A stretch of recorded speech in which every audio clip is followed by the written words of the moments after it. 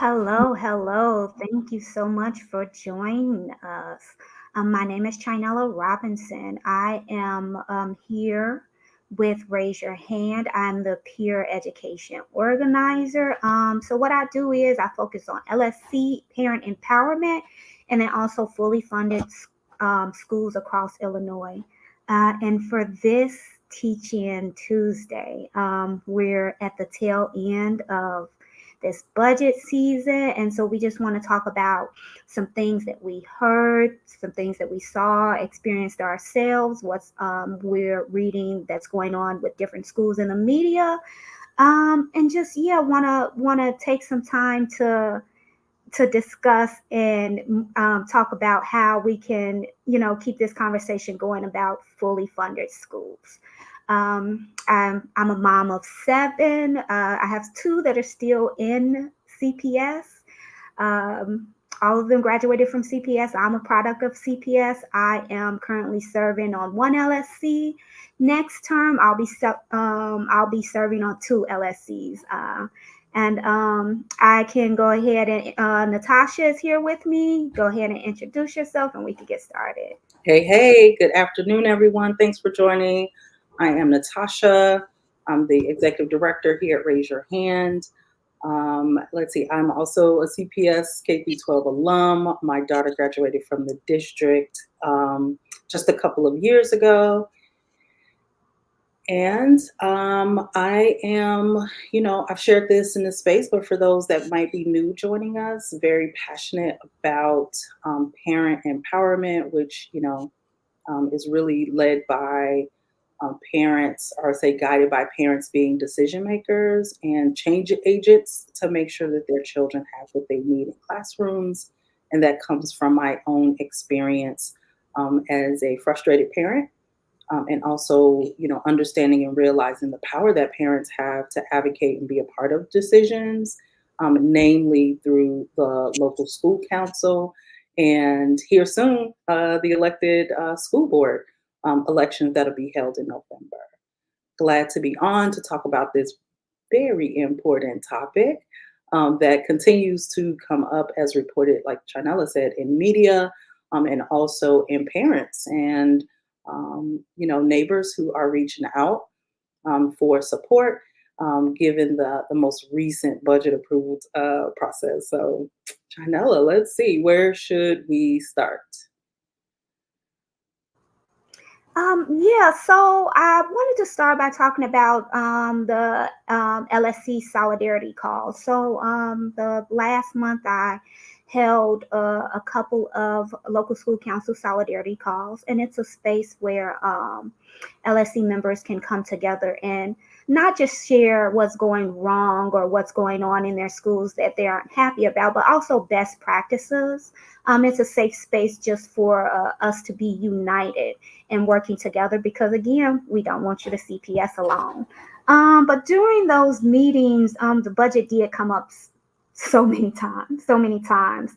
And there were a lot of issues. We were hearing that there were a lot of schools where the budget presentation was not happening at all. And when asking the Office of Local School Council Relations, some network chiefs were telling the LSC members that the budget presentation is optional, which is an issue because, if the parents in the community don't know what's going on, they're not seeing this presentation. And, we say that we want parents to be involved. If there are no budget presentations going on, how can we ensure that parents are involved? A lot of just no confidence in the process overall. We know that things did change. We're happy that we're pushing toward fully funded schools and making sure that our neighborhood schools do remain open. But there were a number of schools that had cuts to employees that they felt were essential, SPED, ESL, people that, especially if a school has a lot of new arrivals, people that are desperately needed. And they weren't sure what to do. They didn't want to approve of the process, but they you know wasn't sure if they could vote to not approve it, and then what would happen after that. And so, yeah, again, a lot of schools lost the special education teachers, the teacher assistants, the assistants that are in the classroom to help. And just we're trying to find ways to come together to figure out how to retain those roles. Natasha, is it anything that you want to add?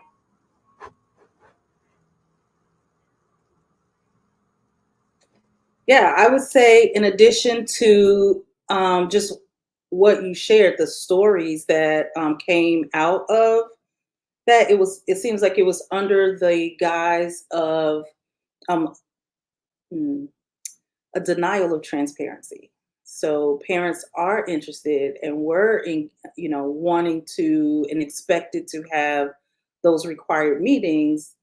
They, again, like you said, were told that it's not, that it's optional, right? So when parents say they want to be involved or don't feel welcome, this is another example of decisions that send a chilling effect that push parents out of the school, right? And so every time we have the opportunity to call it out, call it in, we should. And so um, hearing those parents' stories about, asking for these meetings, understanding the policy, right, which we can look at here in a little bit, just to remind folks and parents, like, it's not too late to continue to advocate for what it is that you need for those core classes that Chinella was talking about. We'll look here into some, some potential options.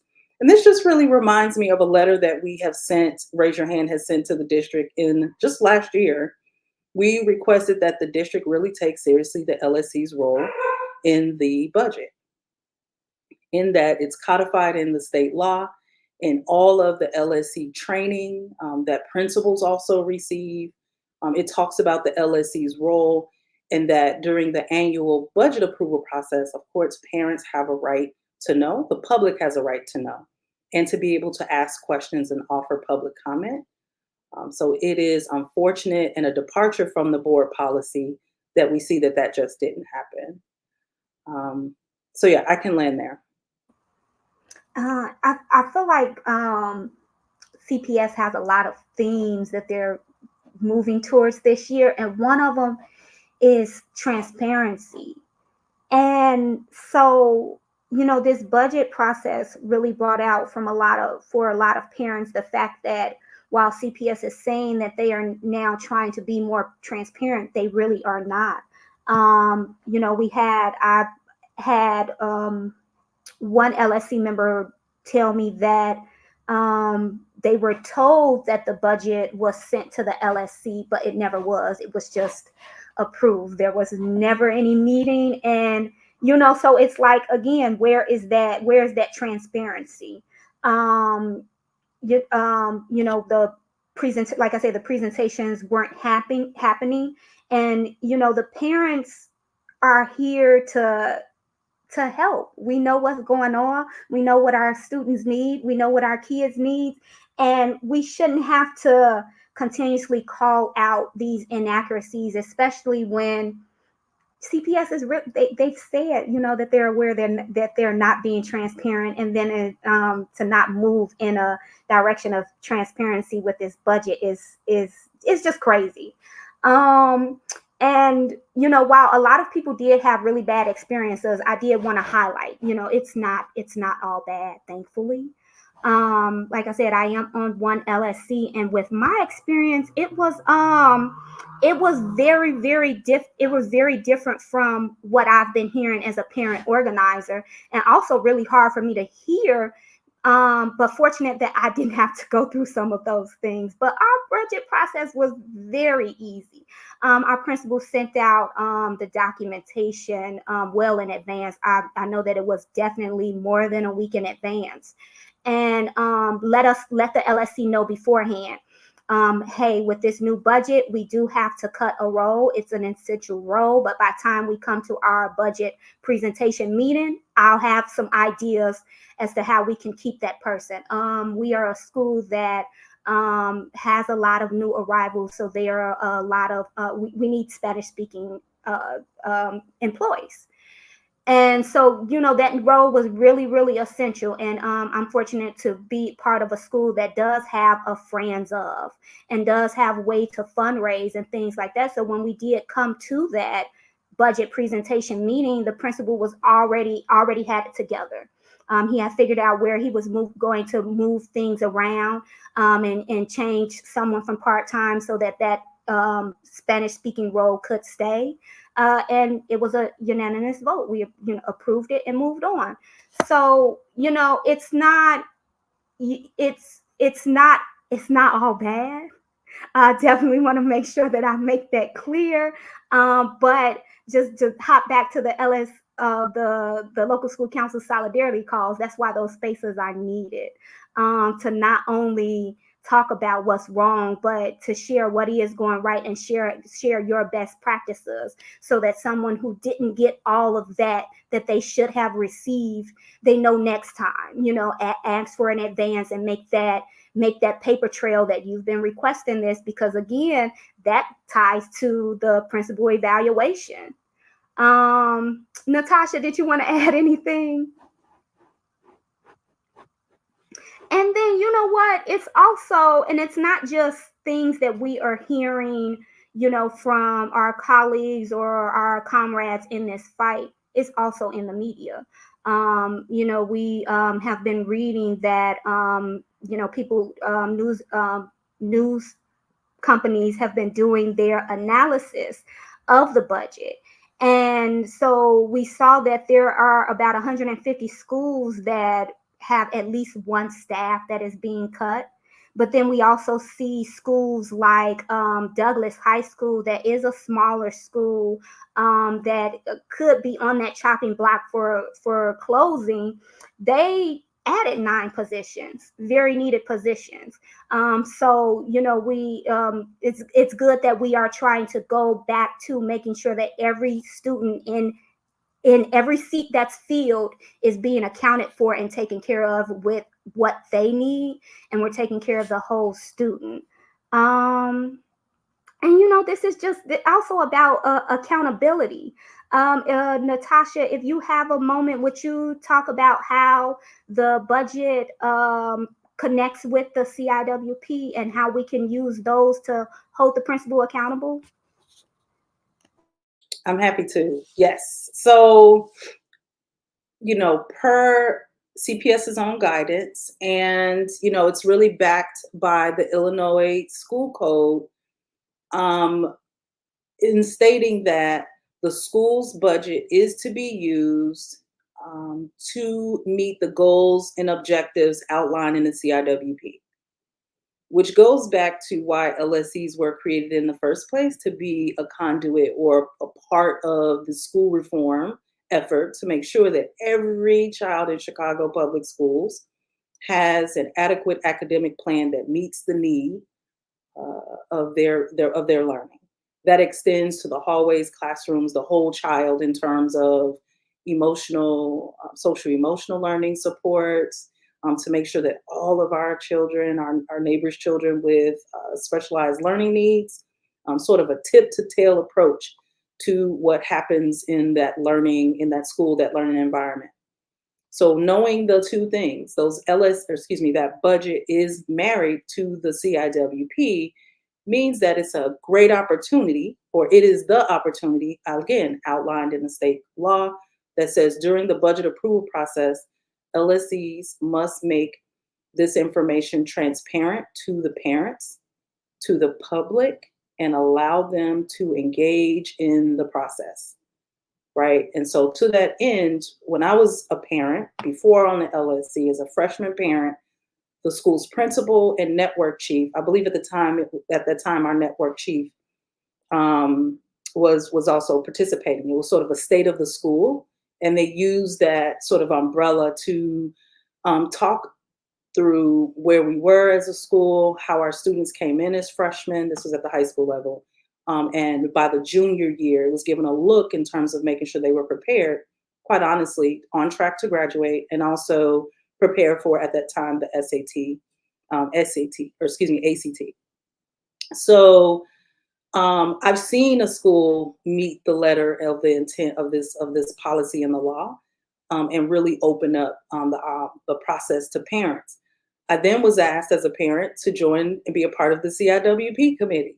I'm like, I don't understand. I'm not an educator. Educated, but not an educator. So it was intimidating. But we walked the dog, so to speak. Right? It was an explainer of what the CIWP was. So it was a great opportunity for me to hear that state of the school and then turn around as a parent, not on the LSC, be a part of the process and building.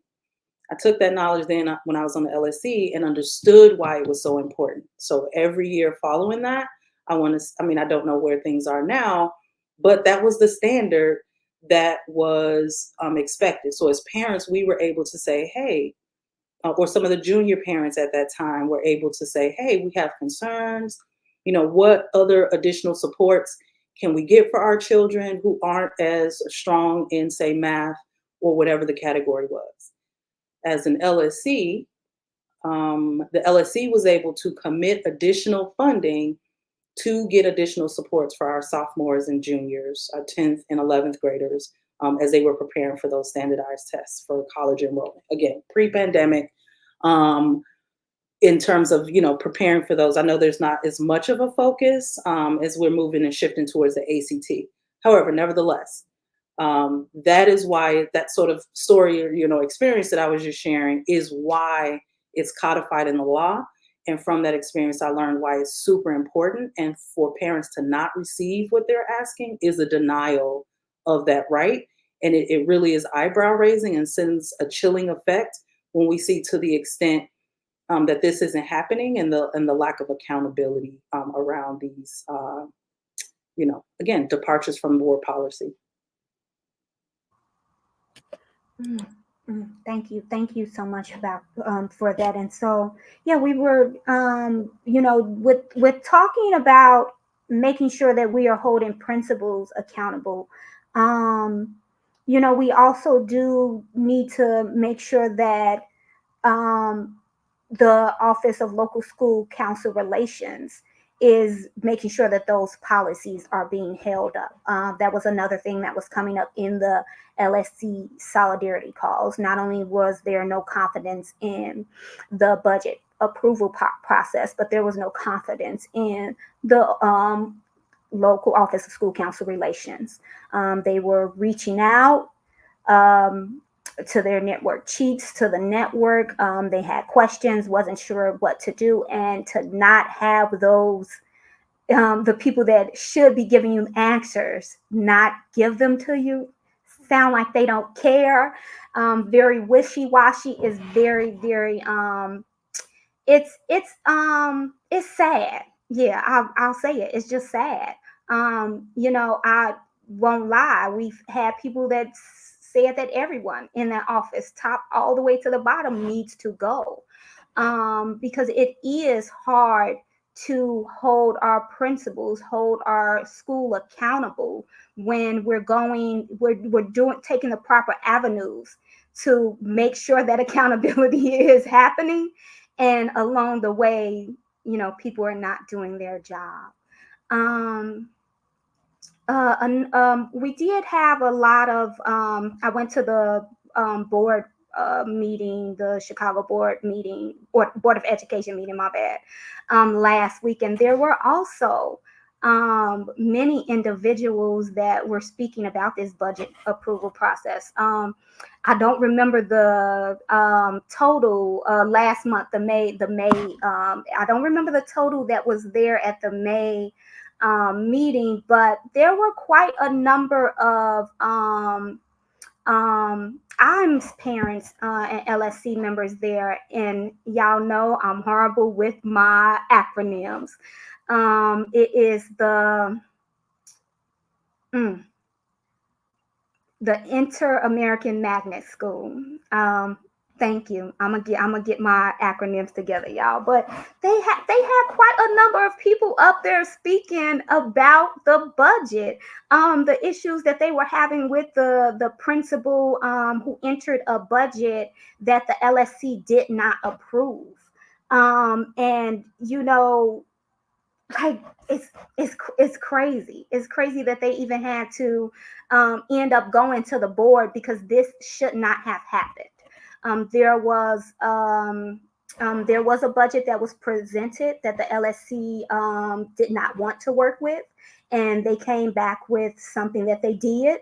They There was a motion for the budget they didn't want. No one seconded the motion, so that meant that that died. They voted to approve the budget that they wanted, and the principal still he submitted the one that he wanted to. And we know that a lot of principals feel like it is their school, it is their right. They don't have to communicate with the community and the parents, and that's just wrong. So I wanted to uplift that and shout out to those parents for coming together, because that's what they think. They think that and that's what they want us to think. They want us to feel defeated, and they don't want us to look for answers. So yeah, very very proud of them, and very interested to see how that plays out, how the people in those seats are going to hold this principal accountable, because it's been brought to light. Natasha, did you want to add about anything about that? I was almost tempted to pull the video and watch the 2 minutes of at least one of there were five parents. And I always, it's very telling.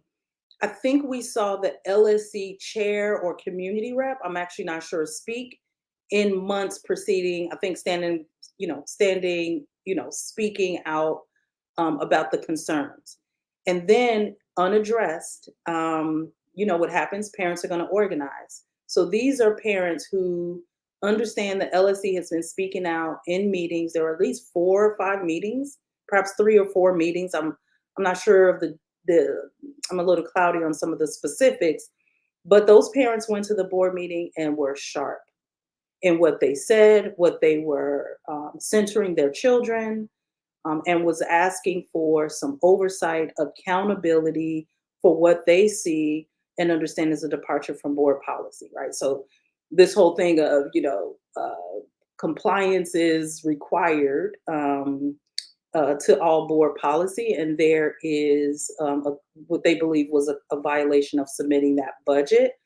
That was as I understand it, they were speaking on a position that the LSC recommended, which is in the LSC's authority to do so. So around their budget cut, they wanted to have a conversation about which budget um, items and that they can make decisions that they can make to recoup and make sure that they do not lose their core teachers or specials teacher. Everyone who knows the history of Inter-American Magnet, it's a proud school. They have children who attend from across the city, as far south as I know, and across the city, who are very passionate about the small class sizes, the ability to provide a whole experience focused around dual language. And so the budget that was presented, like you said, like you were mentioning, submitted by the principal, does not align. And as they're saying, Sharon, that there's going to be an increase in class size around the 6th or 7th grade. I can't recall specifically what. And that this could have been avoided had the LSC's unanimous approved budget been submitted, again, in accordance with board policy. And so they were asking for accountability. And they aren't the only school. I think that they are the school. To your point, there are quite a few LSC members from across the city who came to the solidarity call and who've been reaching out to organizers for support. Like, what do I do? We can't get our school, we can't get our network chief, or perhaps feel defeated in getting some transparency and accountability and the right thing to be done for their children. They're continuing to organize. This school just happens to be the one. I always say there's a few that represents the many, and this is an example of parents saying, "Hey, they're calling foul. And I'm really hopeful that those who are responsible in the district, whether that's the Office of Local School Council Relations, the Office of Family and Community Engagement, would see, and the board, of course, would see it necessary to check into what's going on at Inter-American. And yeah, I can say I don't know. I actually want to pause there, but I also want to share. So they've been reaching out for community support. And in their effort, parents have reached out and said, hey, um, we need support. So after that May board meeting, they reached out knowing that Raise Your Hand supports, local school council, but it's in our, our work is to see that parents who need advocacy, we support them to say, hey, these are some strategies you can take for accountability. So they did that last week. And it is regrettable that I'm learning today that an old age tactic is to attack the parents for coming together and organizing versus the accountability, transparency, and the right thing to be done. It's unfortunate that I'm hearing that some of those parents are feeling threatened, and the LSC members are being threatened with perhaps an open meetings violation. um, really quickly, for those who don't already know, the Open Meetings Act essentially states that more than half of a quorum of that public body, this is LSCs, this is city council, this is all public, applicable to all public bodies, no more than half of a quorum for a meeting. So for LSCs, 7 members are required to be in the space, in the meeting space to hold a meeting. Half of that is essentially no more than 3 of those members can be together in a space and discuss, for the purpose of discussing school business. That meeting was not held for the purpose of discussing school business, nor did the members participate in a way discussing business that would put their toe on the line of a violation. Again, it's unfortunate, it's mudslinging. And what I'm really hopeful for is that more parents speak out, write letters, continue to elevate departures from board policy for accountability. Listen, this isn't the first year that this has happened. Like, again, Raise Your Hand had, led, because parents reach out to us last year, we wrote a similar, I won't say a similar letter, a letter around the budget approval process that stated LSCs and parents were being iced out of a process that they have a right to be a part of. And so it's no mistake that we have that happening again, and parents being threatened for organizing in a community space with old tactics that seeks to undermine their right to advocate for their children. Bottom line. So more people are needed to come to this. There's a board meeting that I think will be held on June 27th. I hope that others will be brave and step forward to speak out on their concerns. One of the things that I think you were mentioning was folks feeling that they didn't have the support from the district at a very basic level to have and to really understand what their rights were. Every LSC has the ability and the right to appeal their budget, to at least submit that appeal. And unfortunately, we're hearing that schools were also told that they could not appeal. So we have some serious concern. I think this is a rally cry for all those who care about LSC power being trampled on, which is seriously concerning, given again the departure that we're hearing about from board policy. I'll end there.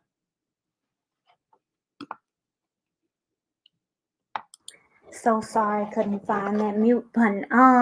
Yeah, so thank you so much for that, Natasha. I am curious to see if there will be more now that things are um tying up, if there'll be more speakers relating to the budget at this next board meeting, and it's Thursday, June 27th. It starts at 10:30. If you are trying to register to speak, don't forget that you do need to do that that Tuesday before. Um, and let's see. And going back to IAMS, I just wanted to highlight again that the reason that they was not getting approved of the budget is because it was cutting in an essential employee. And when the whole purpose is to do what's best for our children, and to ignore that is just wow for me. Like I don't even know what to say. And so I do hope that as much as this is being highlighted, that as it flows up the chain, it is handled properly, because again, these are our schools. They are there to serve our children. It's not the principal's school. And we know what's best. We know what's needed. That's why parent power is important. That's why we know they put these roadblocks up to try to get us to feel frustrated and drop out. I have been there many a time saying that I wouldn't serve on another LSC, and here I am, on two.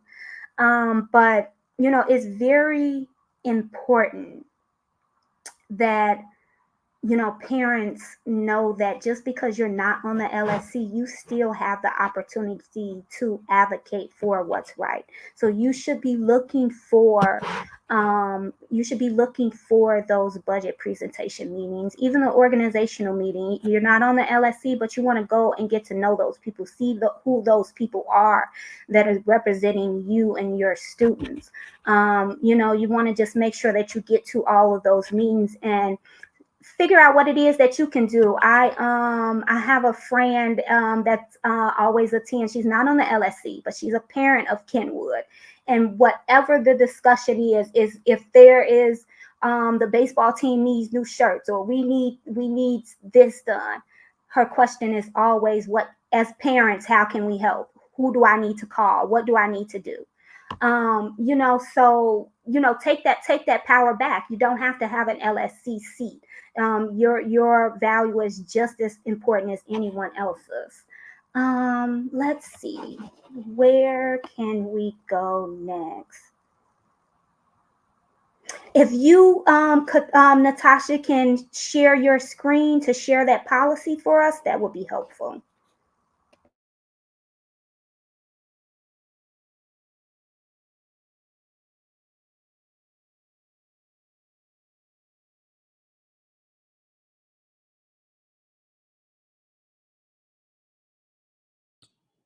Mm-hmm.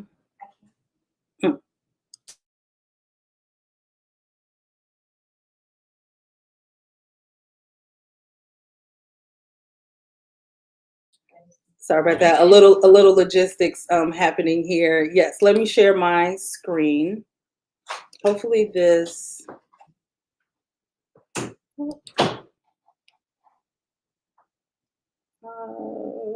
While this is coming up, what you should be able.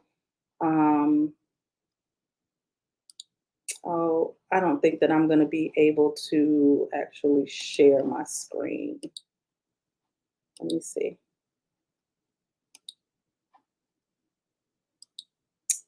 I probably need just another moment. If you can give me just a couple of seconds to cue this up, Chinella. Yeah, that sounds good. No problem. So um, we did have a question. Let's see.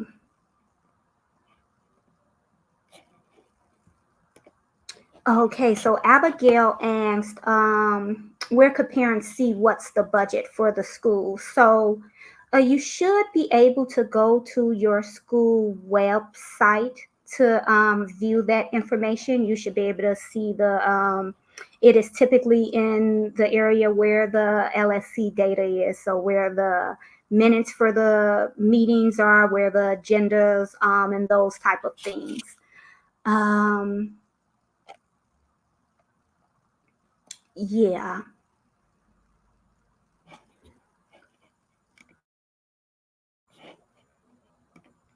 And then while we're waiting on Natasha, I can also start sharing, if it's not there, Abigail, if it's not there, reach out to the principal. You can reach out to the secretary. If you usually on your school's website, in the perfect world, there should be a list of the LSC members and their positions. You could reach out to the chair. You can reach out to the OMA officer. You can reach out to the principal. If it's not there, I would also send an email to the network chief. So find out what network you're in, and see if that could help you get that information. Again, in a perfect world, it would be somewhere listed for every single school, so that it is easy to find.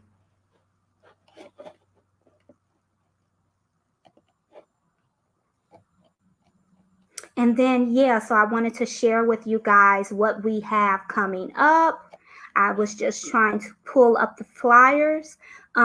Please remember that here at Raise Your Hand, we do have several local school council certified trainers. We do also have at least one I know that is Spanish speaking. So we can definitely, if you are looking to get your LSC trained, you can reach out to us for that. But we also have virtual trainings coming up for the month of June. Give me a second and I can get you guys those dates. But you can always go to our website, raiseyourhand.org/events. I'm going to put that in the chat for you. I know in the chat, if you're on YouTube, you'll see it shortly, but it'll be in the chat for you guys on Facebook. Let's see. And so on the 11th, this evening, we are doing the CIWP training from 5:30 to 7:30 p.m. So that continuous improvement work plan, like we said, it's married to that budget. And that's how you do your checks and balances. So you want to make sure that you do attend that training. The CIWP is an accountability tool. So you want to make sure that you take that training and possibly be a part of the CIWP subcommittee on your LSC. On the 15th, we are going to have the module training for ethics and duties of LSC officers. And then on the 21st, we're having another training for the duties of LSC officers.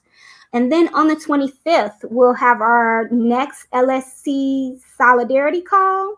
Again, the solidarity call is a space for you to come and share your best practices, share what's going on in your school, and a place to share resources and information. We also talk about how to get more parents involved in the LSC. And I think that is it that we have going on. I'm going to go ahead and post. I'm going to send all of these. I'm going to send all of these links, so you'll see them posted up shortly. And then, as always, did you want to go back, Natasha? Because I was going to close, but I don't have to. Oh no, real quick, I did. I was able to. I was patiently waiting for you to share. And I do apologize. I'm on an Apple, and I don't always remember how to share my screen. My daughter came in to help me, so that's that. So I'm good now. Let me show, because I think it's important, and it goes to Abigail's question. Um, she should know, right? Where to, you're a parent at school A, what have you. You should know, what your rights are in terms of viewing the the school's budget. So on my screen, you should see what is the LSC. I'm gonna just move this out of the way. You should see what is the LSC reference guide. The what's on the LSC reference guide comes from what is in the Illinois School Code. Again, so this isn't um, what was the word that Chanel used earlier? That it was recommended, not required. That's just not true. So what I'm going to show here quickly, this is a document of over 200, almost 300 pages. I typically do a keyword search. But here in the beginning of the contents, it shares a little bit in terms of like what the LSC um, role is. So here it says budgeting budgeting to support school process progress. Excuse me. And so in this, then it has within this policy, it talks about the LSC's role in the budget, followed by the next page, preparing for the next school year's budget. So let me just share with you, even if you're not on an LSC, this document gives requirements for what the LSC should do to ensure that parents know what is going on in the school's budget. Again, that budget supports the school academic plan for your child, right? So I'll make this a little bit larger if that's helpful. So it talks about the LSC's role, providing input in the development of the budget and for approving all funds within that budget. The second point is what I really just want to make sure that folks see, right? I can say it all day, but for you to see it in black and white here in the policy and guidance is also helpful. Ensuring that the budget supports the school improvement plan, otherwise known as that CIWP. Presenting, the next bullet is also important, presenting the proposed budget to the community. The LSC also has the responsibility to request revisions to the budget. And then also it goes on into other areas that the LSC has the authority to role in the budget. Then there's also a piece in this which is really key, and what I reference when organizers are asking questions and we're trying to support different LSC members across the city, we refer to the district's policy. You won't find us quoting what we think. We understand that it's important to go to the black and white. In this document, it talks about how the budget is made up of a year-long process, or excuse me, to get to an annual budget that meets the need of our children.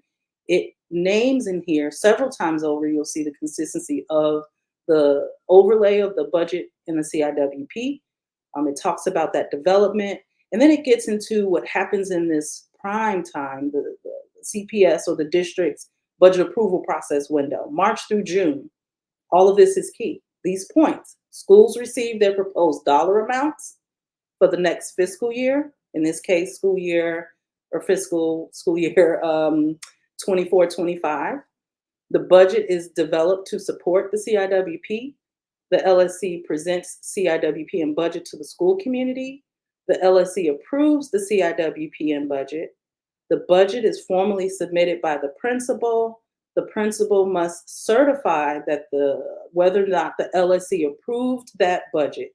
This wording is a little bit tricky because when we actually refer to the, I wonder if I copied that link over. When we refer to the school code, we see that within the LSC's authority is to approve that budget before it is submitted. But it is repeated down into the next forms. You have to continue reading. Some of this is really written sort of confusing. Either way, there are steps that it says that the principal prepares the budget based on the CIWP, presented to the LSC. The LSC discusses it with the principal, whether the expenditures in the budget will allow the school to carry out the school improvement plan effectively and efficiently. The LSC can recommend changes. The LSC must present that to the community for comment. Um, Again, Abigail's question leads me to believe that if a CPS parent needs to ask where can they find it, they probably didn't have this opportunity to be engaged in the process, and that's unfortunate. And that's what we are advocating to happen. Full stop. Uh, After that, step 5 states that the LSC votes to approve the budget.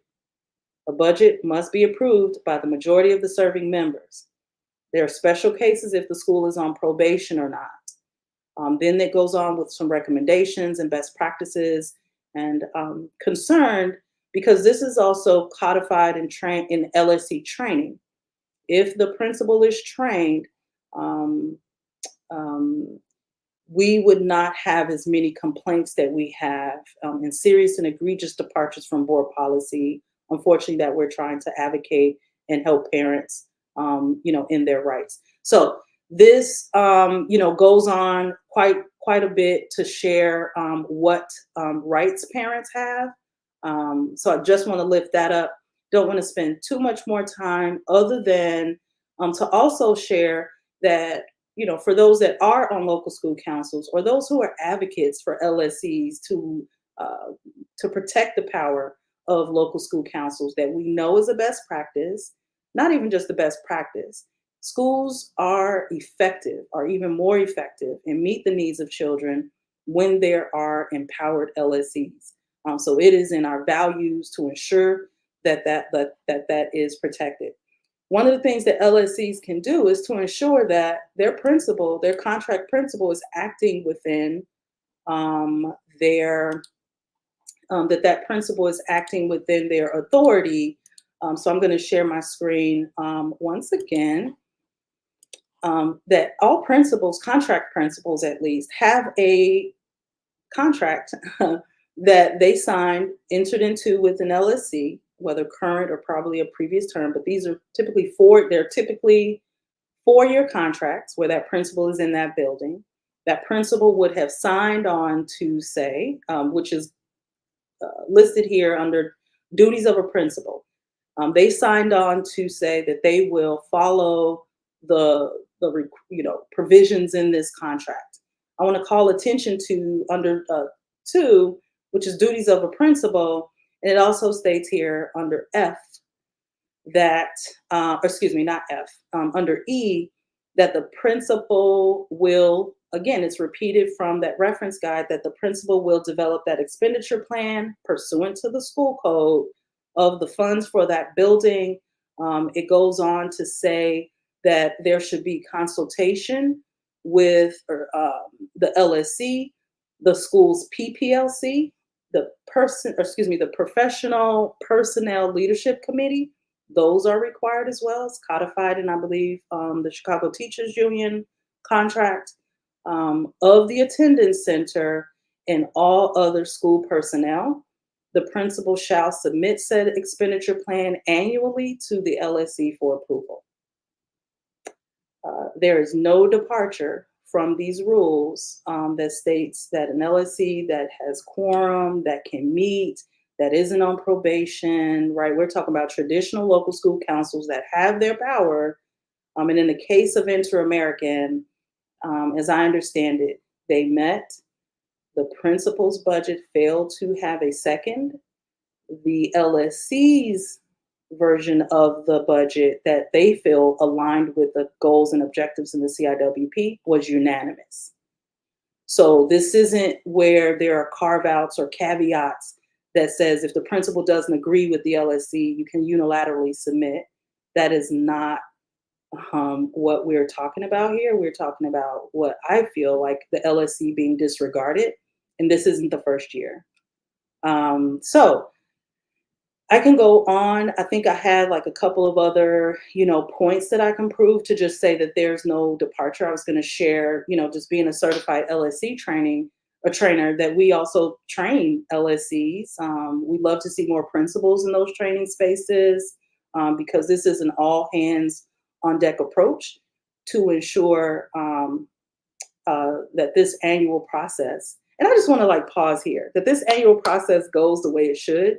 But this was a unique year. Chinella was bringing up the point when we were checking in about this that listen, this was a new budget, so this isn't just a annual, budget discussion that we've seen from years prior. This was something that deserved to have the breadth that it needed to bring parents in to understand the opportunity index and what it means for their school. For schools that have citywide enrollment, how do we understand that opportunity index when it's not confined to a specific zip code? Those answers going unaddressed up the chain, and when I say chain, I'm thinking about from the school level to the network to the district, is concerning, right? And so we have a real opportunity, and I think this is a rally call for those advocates for parent majority local school councils and communities to have all of the information they need, but particularly parents who feel like they are not having access to what they need to ensure their children receive adequate education. This is easy stuff. So I've gone on a tear there. Trinella, I'm curious if you have any thoughts that we can reference here, or yeah, go for it. No, you said it all, and I was just thinking, it's also like you said, the opportunity was there, and it was missed, and I just feel like you know it it it's what happens. We are used to it, but we got to stop. I feel like I'm used to it, but I'm tired of being used to it. And so this is why parent power is so important. It doesn't, you don't have to sit on an LSC to serve your school. We do know that there are a lot of principals that are not trained, have not taken their trainings, and we keep talking about up the chain.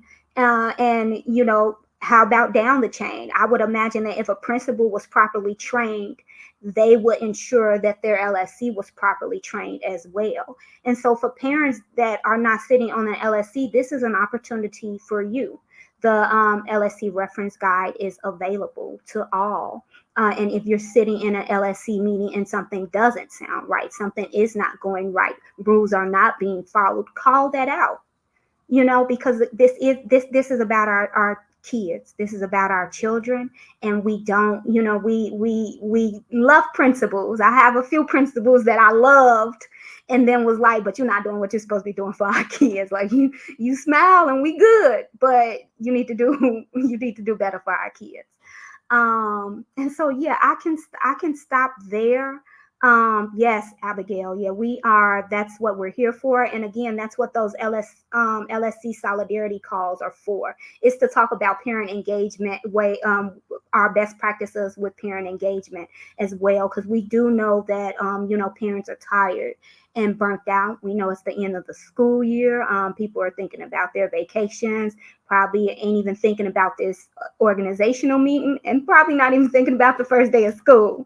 But we can get ahead of the game and be thinking about this over the summer. How are we going to get our parents involved? And then, yeah, before I close, I'm going to go back and show those graphics, let you guys know again what it is that we have going on. And so, like I said, we have those LSC module trainings. They are virtual. Module 3 is being held tonight. Again, check out our website to sign up. We're going to do module 8 and 9 on the 15th. And then on the 21st, number 9, the duties of LSC officers. And so these all are getting you prepared for that annual organizational meeting. And then we are going to do the roles and responsibilities on the 26th. We're going to do the Module 2 effective LSC meetings on the 28th. And then on the 30th, we're going to have a power hour power hours. But if you guys have been checking your emails, if you're newly elected, you probably received that email on Saturday the 29th. They'll be having the inauguration. Should have had more details about that, but after that, we want you to join us to go through several modules that next day on the 30th. There's free parking over there. It's a nice area, nice location. Please come out and chill with us on that day. And then back to the LSC solidarity calls. For this particular call that we're doing on the 25th, we'll be talking more about that organizational meeting. We'll be talking about how to craft your agenda and best practices. And then again, we're going to talk about those vacancies. We know that there are still so many vacancies, and we want to make sure that they are, you guys have everything that you need to be able to get those vacancies filled at that first organizational meeting. And again, those parent engagement opportunities. And then we are having our first general coalition meeting, peer. Again, I am the equity resource. I do work to make sure that all schools in Illinois are fully funded, and this is what peer is about. And so that's on Thursday, June 27th, virtual at 6 o'clock, and we'll be introducing the team and just going over some of the work that we did in the last few months, and then what we have to come. And then I think that is it that we have going on for the month of June. It looks like a lot. Did you wanna? I definitely wanted to end with a quote. So Natasha, did you want to say anything before we dropped off? I mean, other than how awesome you are, I don't, you know, I'm gonna stop coming to these things because yeah, you are, it's a delight to see you in this space and share so sharply. And thank you for leading those LSC solidarity calls. It's clear that it's overdue, that parents and LSCs need a space to organize and have an advocate. So definitely appreciate your leadership. And the only thing that I was, LSC members, whether you are new or you've been around the block and have been doing this for a while, join us for training. We would love to re-engage the experience in the room. So whether you have gone to one or several trainings before, we encourage everyone to come for a refresher training. So all are welcome. Parents who aren't yet on an LSE, you are welcome to join us for LSE training. What we know is that maybe once you understand a little bit more, or we share information about LSE power, that you can help, fill one of the vacancies. Community members are also welcome to join us, as there are community vacancies across the city. So other than that, I'm looking forward to continuing and hope that parents really do not feel discouraged when they are challenged for organizing and advocating for what their children need. Know the policy and continue to show up and realize your power. Thanks for the space to always bring this Teach In Tuesday.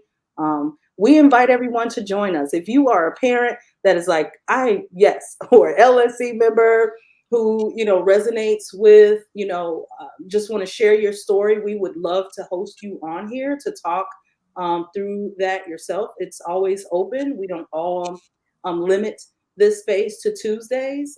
We can be very flexible if need be, and host a space anytime, so that there is an understanding for parents to feel less alone and feel like there's an organizing space for them with community-based supports. I'll Mhm. end. Thank you so much for that, Natasha. Yeah, I enjoy being in these spaces because being in these spaces is what gave me the voice that I have now.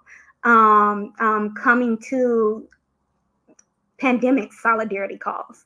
I'm speaking out, making sure that our children had TLC and just the things that they needed during the pandemic. So I enjoy being in these spaces. I look forward to hosting anyone. We want to hear your experiences because that's what it's about. We want to remind you that you don't have to CPS alone. Parent power is the key to making sure that we have equity in our schools. And it all starts with us. So the quote that I found is by Benjamin Spock, and it's the children supplies the power, but the parents have to do the steering. We got to do it. We have to do it for them. And I know that it can be tiring. I know that it can be irritating dealing with some of these things, but don't forget that it can also be rewarding. And again, we have to set an example for our children. We have many students that are on the LSC. So we have to be that example for them. And again, just don't CPS alone. We're here if you need us. We have certified trainers, and just here to answer all of your questions. So please reach out if you need assistance. And thanks again for joining us. Be well.